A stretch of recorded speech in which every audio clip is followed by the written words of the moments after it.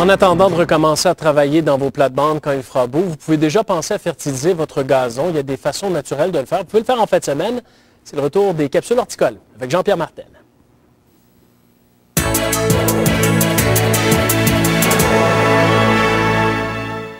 Jean-Pierre, on est à l'intérieur aujourd'hui parce que le temps est absolument gris. Il y a beaucoup de pluie qui tombe, mais on en profite pour parler de fertilisant de gazon. Exactement, oui, on a un printemps assez tardif, puis c'est assez frais, donc oui, on se cache à l'intérieur. Fertilisant de gazon, pour commencer, Luca, là, on va mettre les choses au clair. Il y a deux lignes. Nous, au Bio-Horticentre, on privilégie toujours ce qui est naturel. Il y a les engrais qui sont chimiques et il y a les engrais qui sont naturels.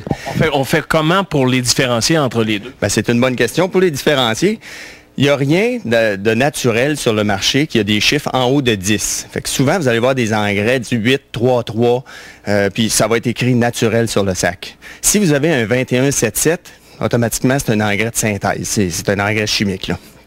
L'autre chose, l'industrie chimique, elle vise vraiment à fertiliser directement la plante. L'approche naturelle, Luca, c'est de s'assurer de nourrir le sol.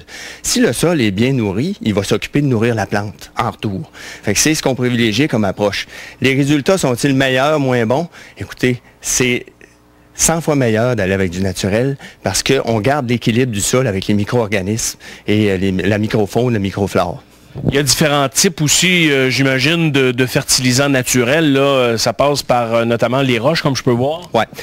Il y a 4 grandes lignes dans les engrais naturels. Premièrement, il y a tout ce qui est à base qu'on appelle le minéral, bio-roche, bio-gazon, qui sont des dérivés de roche, du basalte, etc., qui fonctionnent très bien dans les sols sablonneux. Ici, dans Elmer, c'est numéro 1.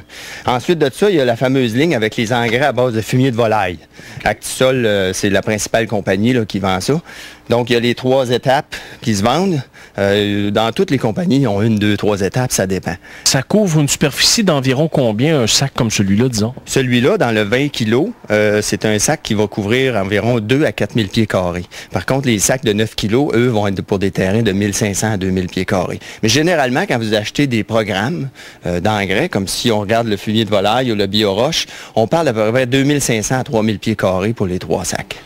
Jean-Pierre, heureux de te retrouver. On va avoir un beau gazon vert. Merci beaucoup. Merci, Lucas.